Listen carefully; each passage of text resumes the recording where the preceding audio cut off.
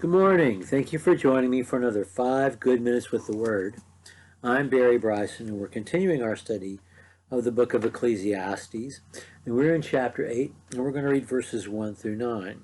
This is a section of wisdom, more like what we're used to coming from Solomon's pen.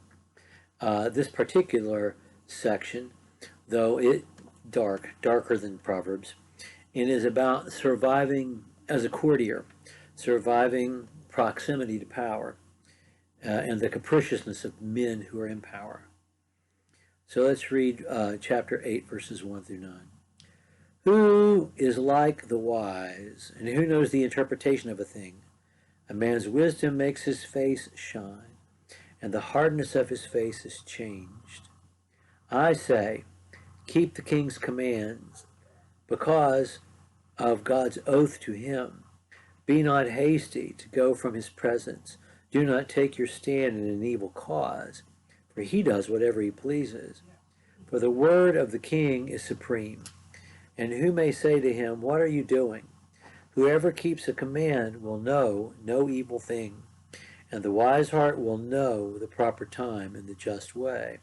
For there is a time and a way for everything, although man's trouble lies heavy on him.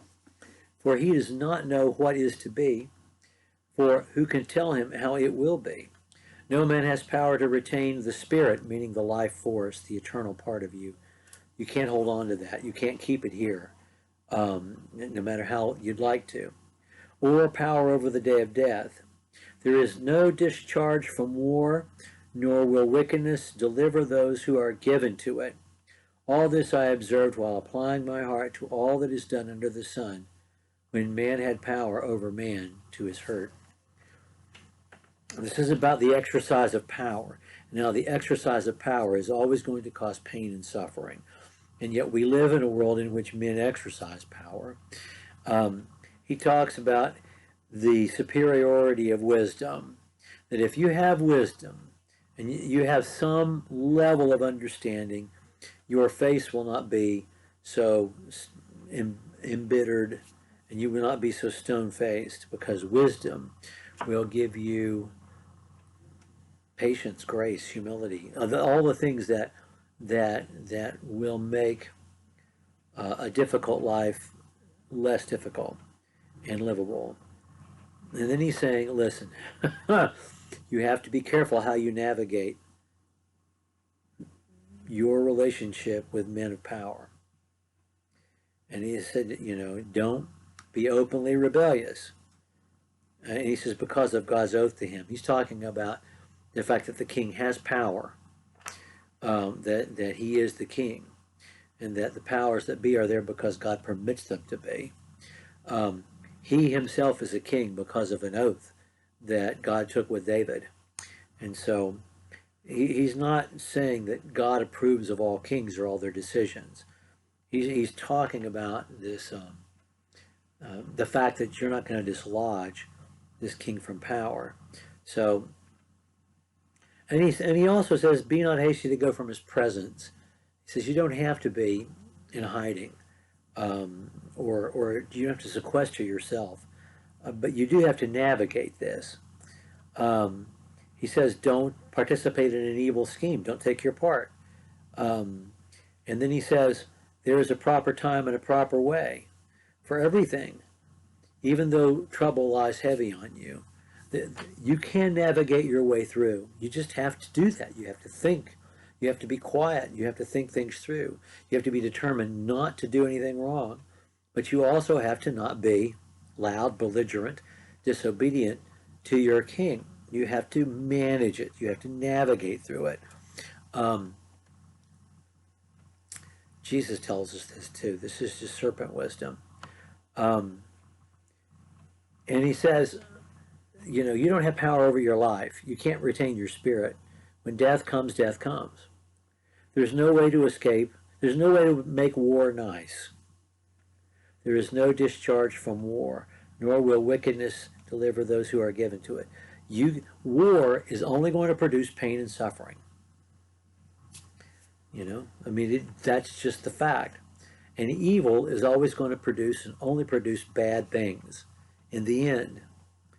And he says, men execute power over each other to their own hurt and demise. That the one who exploits is damaged worse than the one he is exploiting. The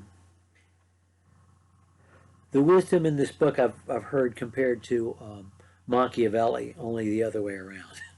Not how do you achieve, maintain, and enlarge power, but how do you manage yourself around power?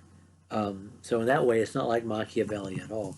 It's more like The Art of Worldly Wisdom by Baltasar Gracian, who is a Jesuit priest that lived in the 16th and early 17th centuries, and writes these epigrams for courtiers about how to maintain your integrity around people who are capricious, powerful, evil, and do what they want to do.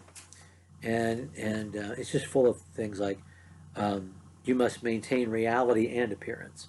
Things pass for what they seem, not for what they are. Only rarely do people take the time to really look into anything, and most are satisfied with appearances. So Baltasar Gracian is saying, listen, do what's right, but also be seen to be doing what's right. It has to look right as well as be right, because people, they don't care. They don't take the time to listen or to look or to investigate. They don't care. They go on their first impression. And so do the right thing, but make sure that on the first impression it's seen as the right thing. That's just a level of advice that goes beyond the biblical. But I think we understand the truth of what he says. And he's really talking about the very same thing that Solomon is talking about here, navigating difficult waters around people in power. And as Lord Acton said, that power always corrupts. And it corrupts the one who exercises it more than anyone. And absolute power will corrupt absolutely. Okay, we'll pick up with verse 10 next time. Thank you so much for joining me for another 5 good minutes with the Word.